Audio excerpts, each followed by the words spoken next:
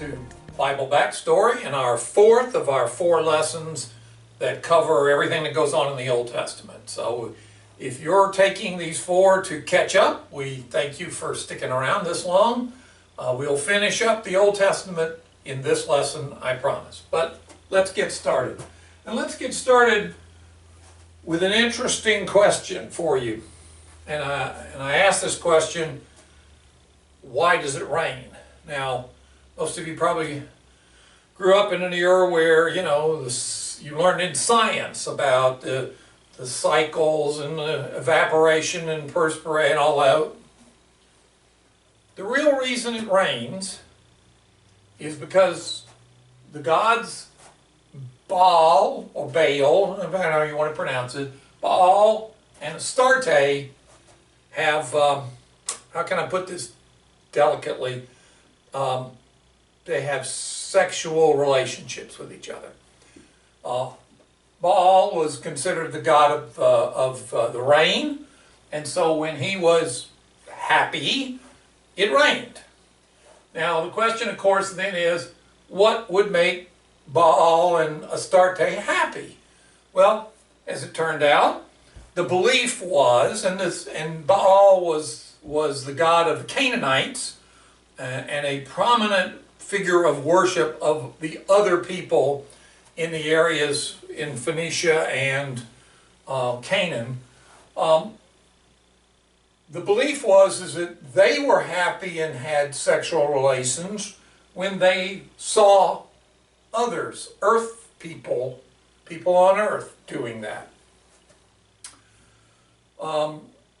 They didn't always happen naturally between a man and a woman, so you might need to go to, like, the temple to Baal so that you could go to the temple prostitutes and do what was needed to get Baal and Astarte in the mood and then make it rain. So this sounds crazy. It sounds just as crazy as me believing that if I wear my Redskins jersey on the day that they play, then they'll win, because they always do. Although in many recent years I haven't apparently worn it enough. But doesn't matter what the teams actually do on the field, if I'm wearing the lucky jersey, they will win. And this leads us to this question to reflect back on what is our definition of sin. We said in the first lesson that we'll designate sin as love of self, that we're absorbed with ourself and interested in taking care of and administering to ourselves, as opposed to God or others. That when we command love for God or for others, we call it agape. Love for ourselves is where we're referring to sin. This love of self then gets wrapped around this axle that says, if I do something, I can get the gods to do something. So if I go to the temple and do things with a prostitute, the gods will do something that will reward me, which is to put rain on my crops so that I can eat and feed my family. This is the root problem of sin, is believing who's in charge. And if you think you're in charge and that you control your destiny and you can do things to control your destiny, then you don't recognize the need for Yahweh, the God of Abraham, or, frankly, your idol worship is then centered around things that you do to control the gods, to get what you want. And that's why this is a definition of sin, and this is why God gets so upset about idol worship of other gods throughout the Old Testament, because it reflects mankind's belief that somehow or another they're making decisions, they're doing things to influence things, when God argues that's not how it works. It totally ignores covenants. It says, I can make things better for myself. Okay. All of that explained now, let's kind of dive into where all this history has left us. If you'll recall in the last lesson, we talked that towards the after the northern and southern, the people of Israel broke into two parts following the death of Solomon, and that the northern tribes were conquered by the Assyrians in 721 BC, and a few of them were taken to the capital of Assyria, which was the town of Nineveh. But mostly they were left in the northern part of modern-day Israel and were forced to intermarry with the Assyrians. We consider that then completely tainting the bloodline of the northern 10 tribes, and that's why we have always referred to them as the lost tribes, because as a pure bloodline back to Abraham and Isaac, that is lost.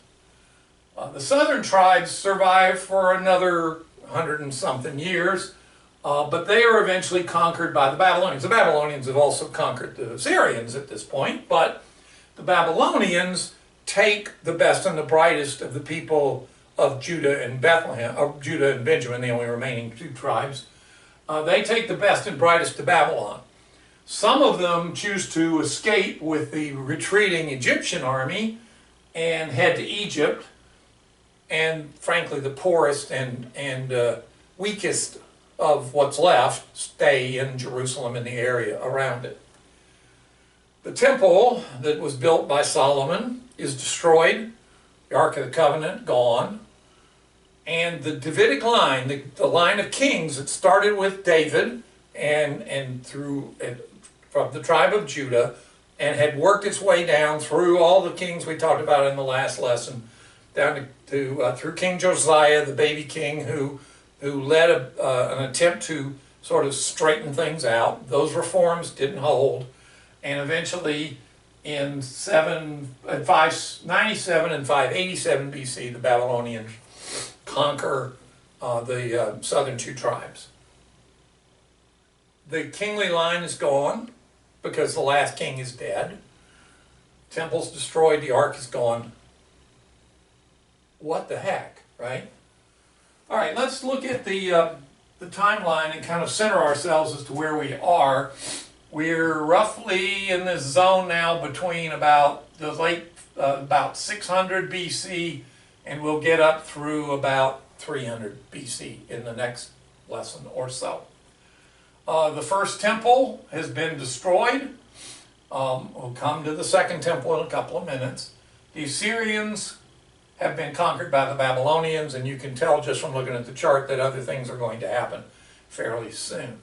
We are, biblically, we're in the time of the prophets. Let's go back to the picture of our Old Testament in the Jewish tradition of the Tanakh. We are in this area right here. We are in the stories of the latter prophets. Three primary latter prophets, Isaiah, Jeremiah, and Ezekiel, and the 12 minor prophets. We'll talk about all of those in just a minute. But, as I said a minute ago, we're in this rough period of time of not understanding. We've split. Some have gone to Egypt, many have gone to Babylon, many are left behind. What the heck? Well, so let's look at, many of you have heard of Elizabeth Kubler-Ross, a famous American-Swiss psychiatrist of the modern day, I suppose, of last century. And Kubler-Ross tells us that there are 5 stages of grief: denial, anger, bargaining, depression, and acceptance. It's not a straight line, and it's not always just 1, 2, 3, 4, 5, but these are the sort of the stages that the people of Judah and Benjamin go through as they kind of struggle with what has happened to them. And their writings at this time, the writings in the prophets, the 3 major prophets and the 12 minor prophets, reflect these stages and an attempt to understand what has happened. First, why did it happen? It would appear, arguably, that it was a lack of loyalty to Yahweh. The expression of loss can be found in many of the books, but Lamentations is the best example. has God turned against us? Or is he now our enemy? He was our God, he gave us the law, but now is he the enemy? Has he turned against us, and is there no end to his anger?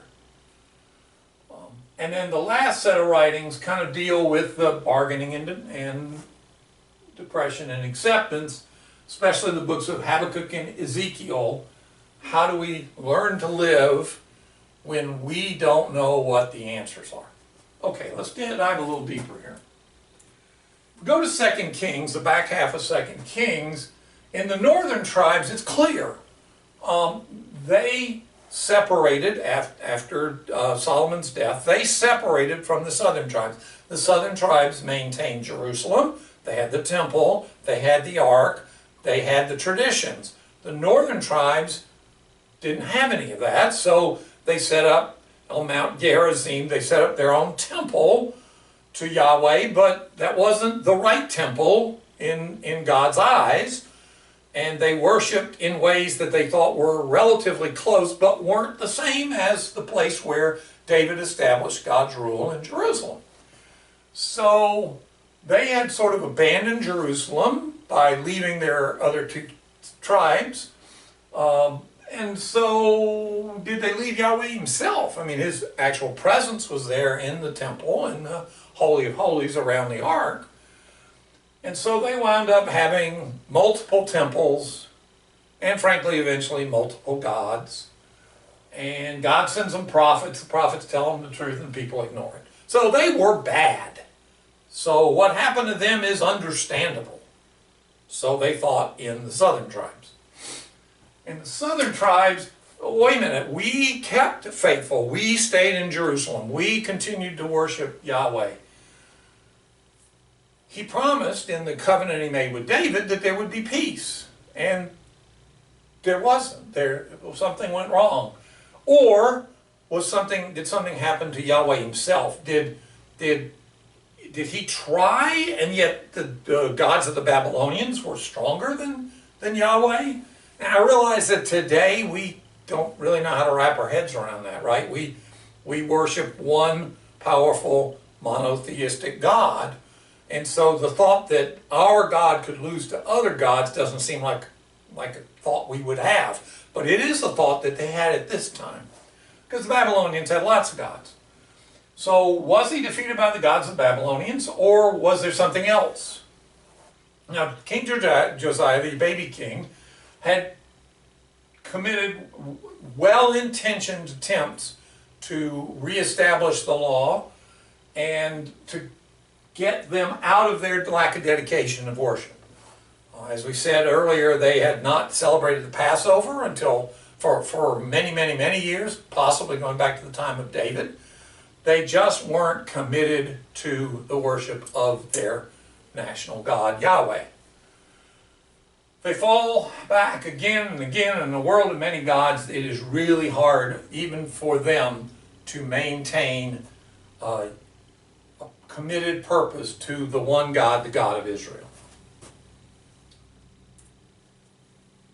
Have we lost? Is it over? What? We're scattered. We're in Egypt. We're in Babylon. We don't know. We just don't know what's going on.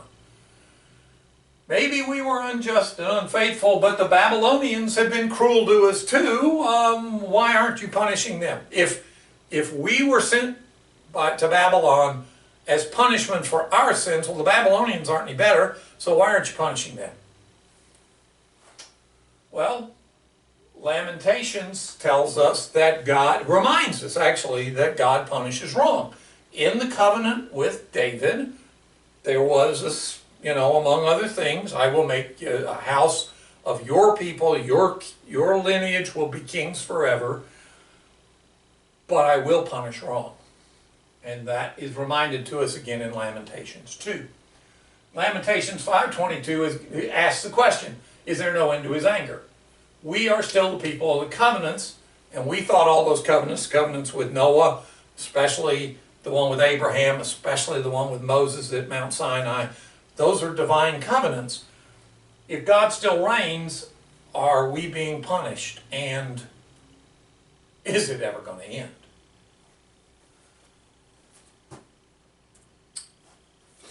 Well, answers to the questions are fairly straightforward. Habakkuk asks the question, how long, O Lord? The destruction is everywhere. And God's answer back is, keep watching what's going on around you. Remember, the Assyrians had already been conquered by the Babylonians, so things are still in flux. The Babylonians have caught us like fish, and they don't worship you. The time is coming, says God. Be patient. Ezekiel sees two messages. The first is one of abandonment. He tells the people, you will be the watchman. Tell the people that they abandoned me. This is not my failing. It is the failing of human leadership. You have to tell them right from wrong. But there is hope. And then Ezekiel has that famous vision of seeing the valley of all the empty bones, and God says to prophesy, tell the people what's right and wrong. He does to the bones, and the bones knit together, and they get sinew and flesh, and they become people again. And there is a vision here. This is a story of restoration, that if we proclaim God and explain what is right and wrong, then He will forgive and restore. So there is hope buried inside of all of these prophets. And indeed, in 538, when the Babylonians are conquered by the Persians allow all of the people who were taken to Babylon to return to Jerusalem. And they'll return in a couple of waves. But what are they going to do when they get there? Well, three things primarily. First, rebuild the temple. The temple was required to properly sacrifice things, to properly worship Yahweh, so the temple's got to be rebuilt. Second thing is to reform the law, to get the law codified, to get it ready to go and get people to understand it. And then third and most importantly, restore the people back to the law. So we got to kind of write it all down. And that's what happens in this period. I said we look at the prophets real quick, and I will not dwell on this chart. You can freeze frame it and look at it in a little while. Take your time. The three major prophets, Isaiah, Jeremiah, and Ezekiel, and whether and then the 12 minor prophets. In the second column, we explain whether that is applied to, whether that prophet preaches to the northern tribes or the southern tribes. The time frame, either before, during, or after the exiles to first Assyria and then to Babylon. And then just this sort of, it's hard to compact these into one brief sentence, but this is kind of the major points of what these prophets are trying to say. You'll notice that some of the minor prophets occur during the Assyrian time, some during the Babylonian time, and the last three, Haggai, Zechariah, and Malachi, are written during the Persian time, which is obviously a time where they were going back into the Promised Land. The storyline continues, and really the storyline of the Old Testament now concludes. The Babylonians don't remain dominant for long. At the Battle of Opis in 540 BC, the Persians, led by Cyrus the Great, conquered the Babylonians. Now, the Assyrians, when they had conquered the northern tribes, took a few of them to Nineveh, but mostly intermarried and destroyed the bloodlines. The Babylonians took the best and brightest to Babylon. Those folks will eventually come back. Some went to Egypt, and we'll pick up the storyline in Egypt in a little while. But the rest stayed in the general area around Jerusalem. The Persians, King Cyrus, seems to have been spoken to by Yahweh himself, and understands that he is to let these people go back and reestablish their religion. And that's exactly what they do. The Judahites are allowed to go back to the homeland and restore both rule and religion, even to the point where Cyrus lets them take all the money that they have and even contributes more so they can go back and start a temple. And the first group goes back, and the Bible tells us about 42,000 of them went back in 538 BC under Zerubbabel, a newly appointed governor, who happens to be the grandson of King Jehoiachin, and I can never pronounce that name right. So he's theoretically of the line of David, although we lost a spot in there while the 40 years they were in Babylon. They get a foundation of a second temple built, and not as Solomon had done, built on taxes and slave labor, but built on contributions. But the neighboring nations are not happy that these people are back. Later, Ezra, a priest, restores the Torah by reading it out loud to everybody. And the new Persian kings kick the temple construction into high gear, and it's finished in 515 BC. We refer to this as the Second Temple. But troubles with the neighboring lands continue. Solomon had made peace with all the neighboring tribes by intermarrying their wives into his family, mostly to him. This wasn't good and wound up leading to an awful lot of other worship. This concept again of monolatry, of believing there are many gods but only worshiping one, is now where Ezra is trying to lead the people to understand that we can't have this. We have to deny that there are other gods and accept that there is but one God. That's monotheism. Without these treaties, in fact, Nehemiah comes along, rebuilds the city walls, and he and Ezra want to purify the people. So if you had married somebody, either in Babylon or anywhere else, if you had a foreign wife who wasn't descendant of the tribe of Judah or Benjamin, that marriage ended. You had to send them away, and any children you had to send them away. They were banished. Most of them went north up into the area where the 10 northern tribes had been, and as we said earlier, that area was ruled locally from the city of Samaria, so those folks were called Samaritans. And now you will see this horrible tension between the people of Judah, the Judahites, if it falls into the word Jews, and the Samaritans of the north. There's again this tension that the northern tribe is, the Samaritans are seen by the Jews as being disrespectful. They don't worship God. They don't worship properly. And so this tension will continue. Jesus will have a story about that. We'll get to that later. So we reestablish the bloodlines, and so between Ezra, Jeremiah, and Nehemiah, everything kind of gets set close to back to where it was. In particular, the temple is rebuilt, and this is a drawing of the second temple. This area right here, which is the primary sanctuary, that pretty much was built to mimic the first temple as best it could. But the area was larger now, and there were walls built around the area with various gates, and you can freeze frame it and look at all of that. So the sanctuary, there's still an altar area. There's a Holy of Holies, an inner sanctum, Kodesh Kodeshim in Hebrew, but there's no ark, right? So the ark was lost when the Babylonians, when Nebuchadnezzar and the Babylonians conquered the area, and is lost for all purposes.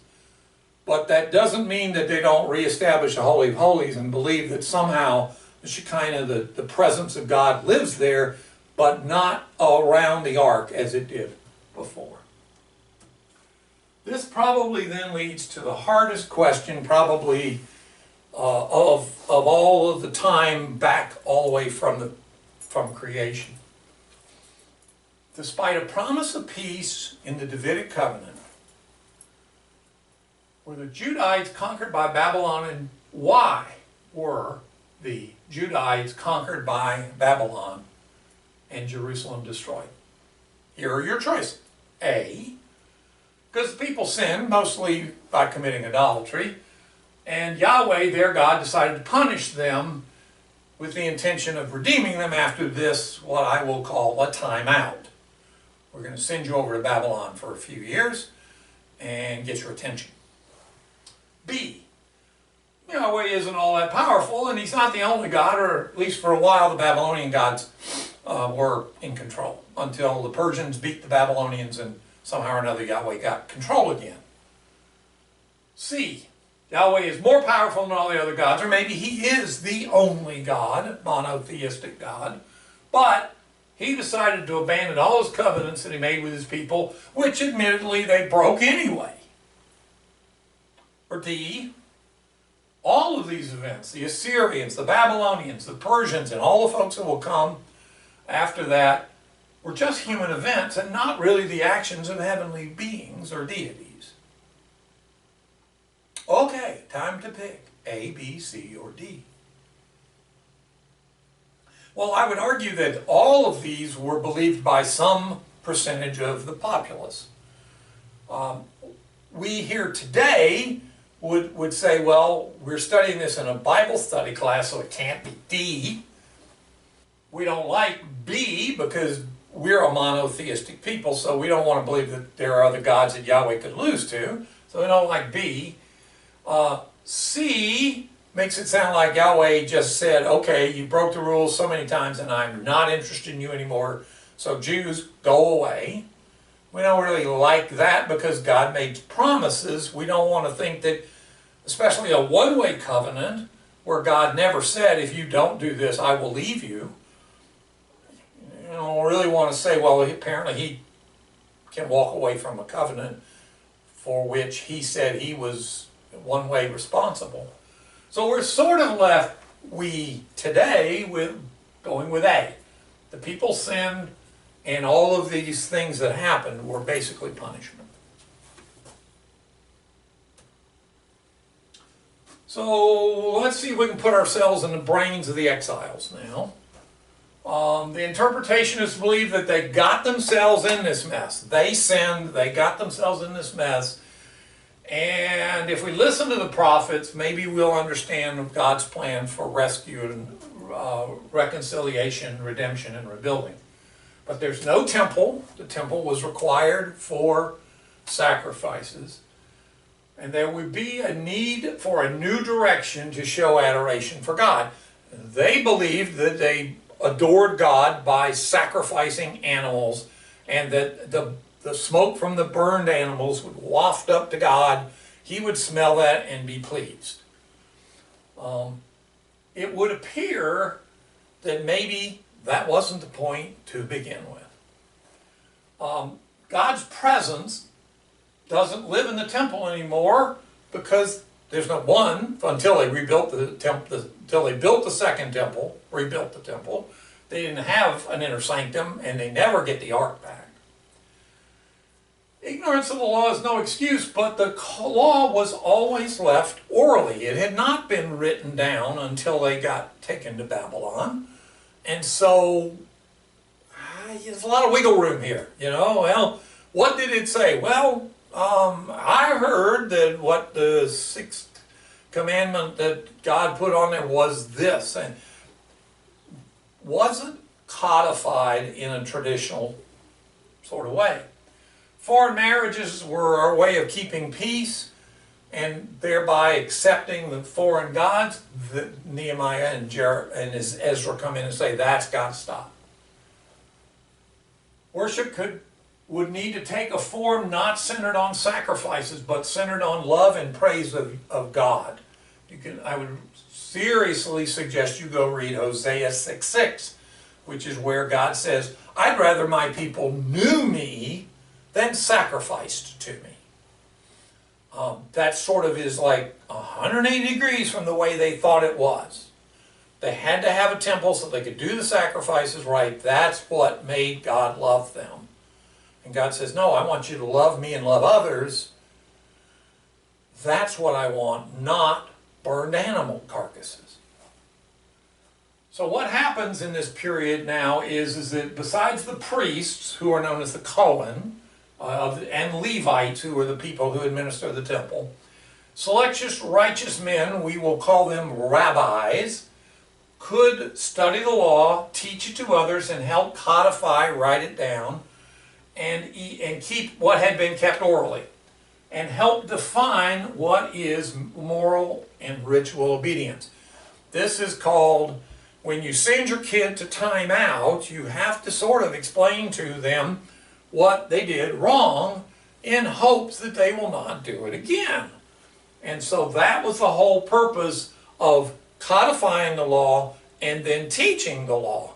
And that was not it, that the priests were responsible, even once the temple gets rebuilt, of administering the temple and the sacrifices, because they kept doing sacrifices once they rebuilt the temple. But there was more to it than that. There was still teaching and discussion and debate, and what does this law mean, and how can I live that in a modern era? These are things that lead to a well-defined, written down, monotheistic Judaism. And so as they come back from Babylon and reestablish things in and around Jerusalem, things begin to change. And they begin to shape into the religion that we understand today as Judaism. They write things down.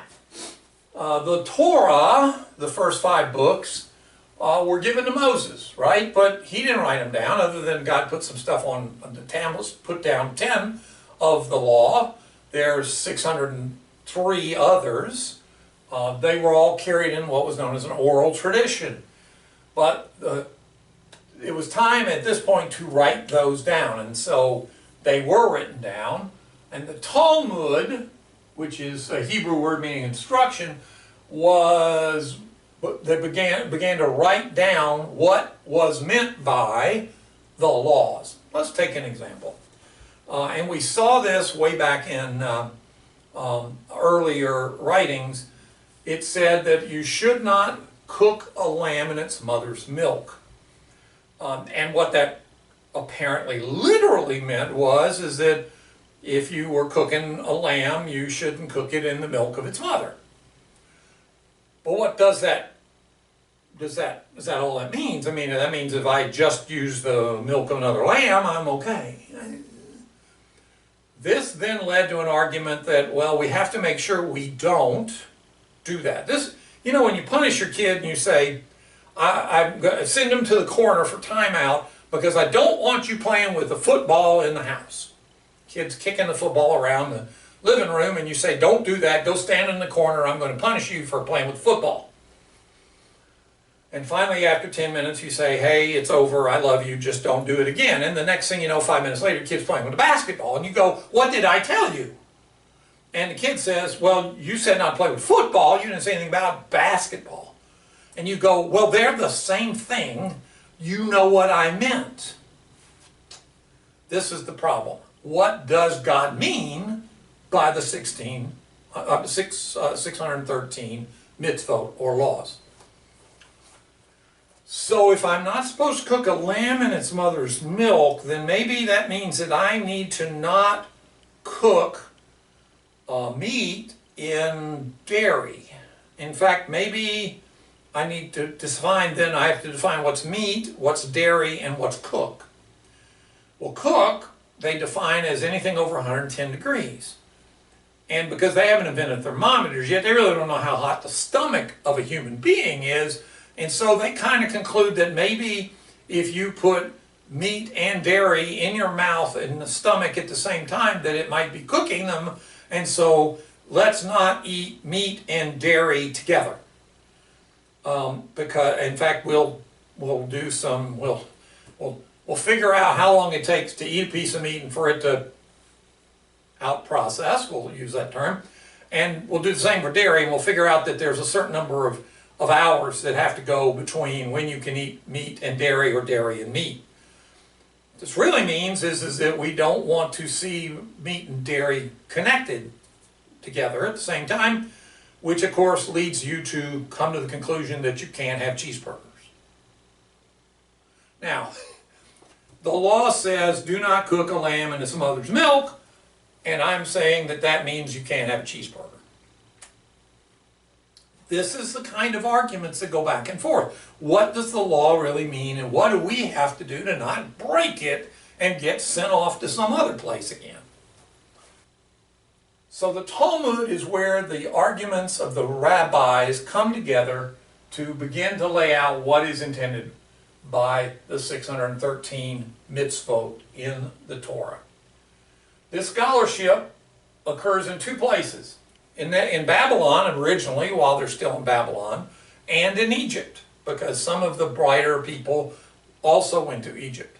Eventually the Babylonian group will go back to Jerusalem, but the scholarship then is in Jerusalem and Egypt, and in different languages. In Hebrew, which few people actually spoke even in Jerusalem, or Greek, which to choose. The Greek was predominant in Egypt. Once the temple is restored and the Torah reestablished, Ezra leads his people into a covenant of obedience, and you can read it in Nehemiah 10:28 through 39. And it's a one-way covenant, but a one-way in a weird way. God doesn't say, I need you to commit to something. The people decide to commit. So it's a one-way covenant in the opposite direction. This is a one-way covenant of the people saying, we're going to do our best to worship our one monotheistic God and do what it is He desires us to do. Assuming we get it all written down and explain it to everybody. So this is what happens to the writings. The Torah was, as I said earlier, orally given to Moses, the 5 books, probably written down, not probably, but written down in Hebrew, probably during the Babylonian and Persian period, thanks to Ezra and Nehemiah. The oldest piece of the Torah that we have is this little piece of silver found in Jerusalem in 1979. It is a silver scroll that contains what's called the priestly blessing. It's in Numbers 6:24 through 26.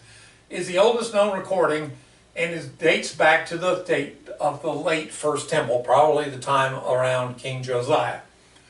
And it says, may Adonai, trust me that they have translated this, it looks like chicken scratching, but may Adonai bless you and guard you. May Adonai make his face shine unto you and be gracious to you. May Adonai lift up his face unto you and give you peace. You know these. You've heard that. We say these in church even today. Torah fragments other than this have been found in Egypt in what's known as the Nash Papyrus and in the Dead Sea Scrolls that date roughly to 150 BC. But the oldest copy of the entire Torah and the rest of the Tanakh, the Torah, the prophets, and the writings, is the Masoretic text, which dates back to 800 AD and is the basis of the King James and many other Protestant Bibles. So even though it was finally written down in the time of the Babylonian exile and the Persian rule, we don't have a lot of it, and we'll explain why much of it had vanished, especially in Jerusalem, in a few minutes, or actually in the next lesson. Okay, so from the Torah, we now get in Egypt something in Greek, because this is in Hebrew, not particularly useful in Egypt, where very few, if anybody, really spoke Hebrew. So they get together 70 scholars, that's why it's called the Septuagint, or VXX, which is Roman numeral 70. They give it to 70, they give the Hebrew scriptures to 70 Hebrew scholars, and they say, translate this into Greek. And according to the letter of Aristeas, all 70 of them translate it word for word, period for period, exactly the same, which proves, I'm not sure what it proves, it's a good story, but it was used to argue that this was then an authoritative translation into the more popular language, Greek. That then will persist for many, many years. There'll be additional works added around it for probably, this was done in about 250 BC.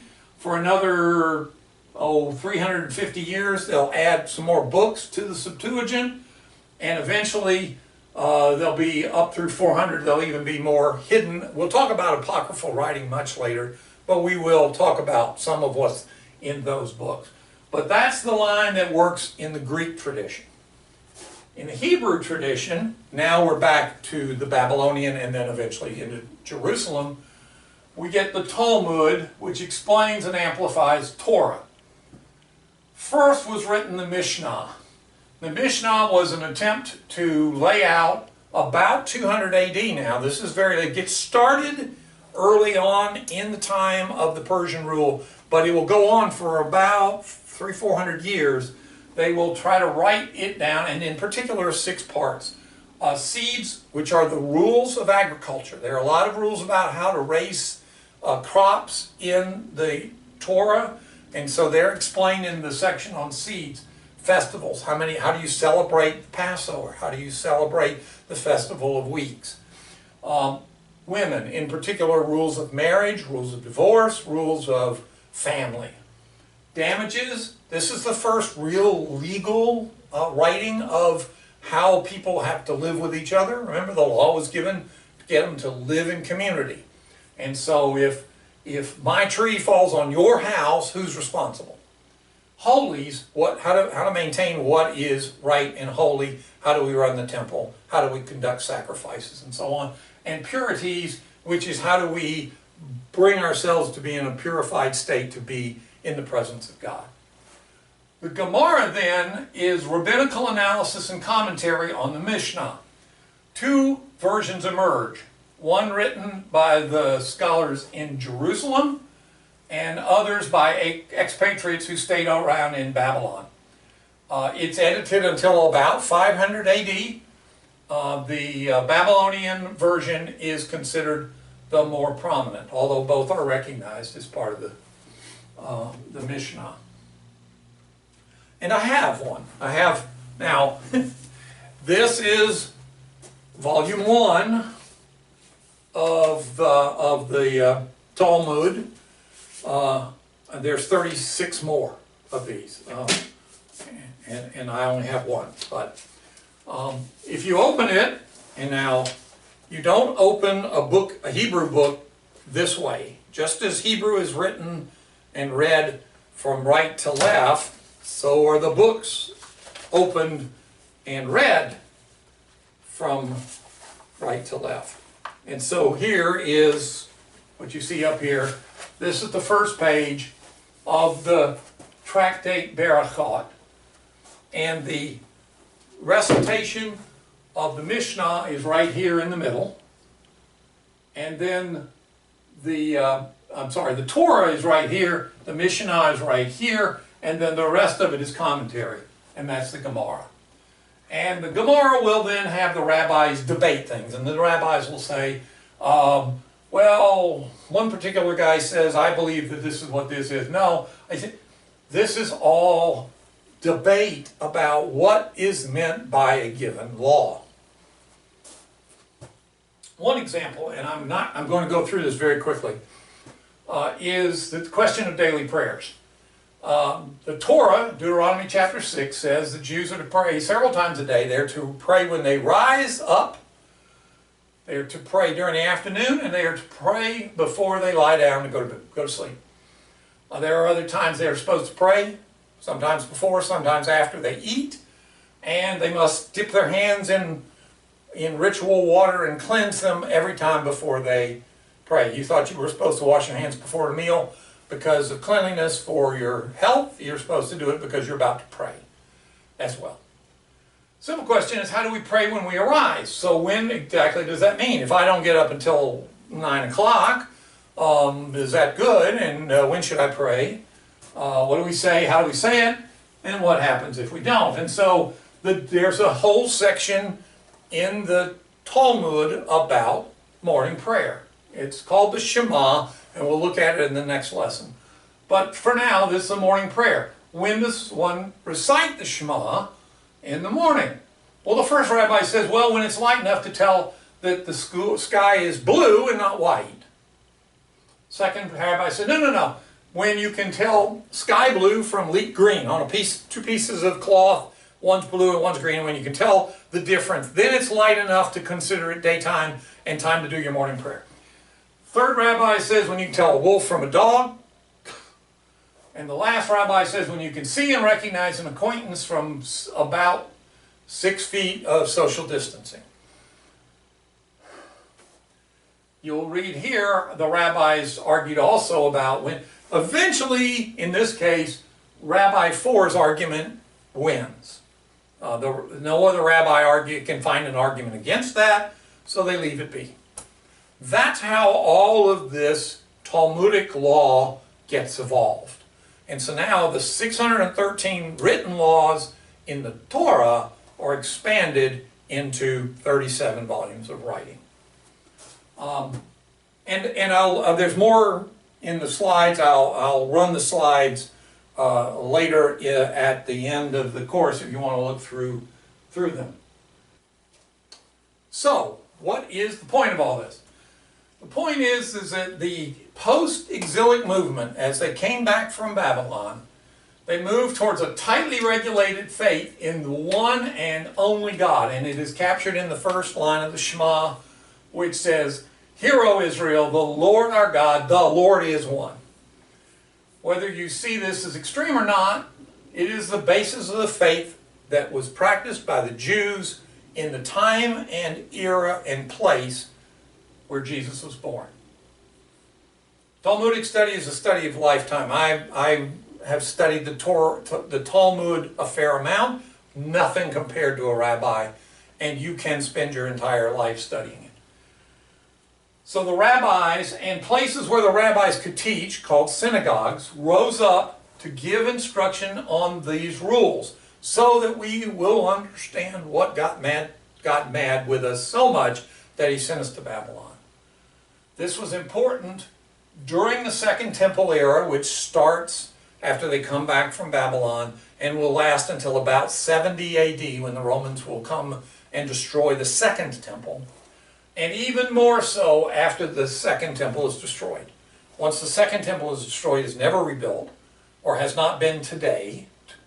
And so now there is no place to go and sacrifice. And so it is the teaching and study of the law and what it is that God wants us to be as a community. That's the point of what everybody is going to focus on from here on out. And that's where we'll leave them. That's really the end of the Old Testament. And so now it's time to go back into where we left off with Bible backstory. And we'll pick up with what happened after the Persians and what gets us to the time of King Herod and the birth of Jesus. Stay tuned.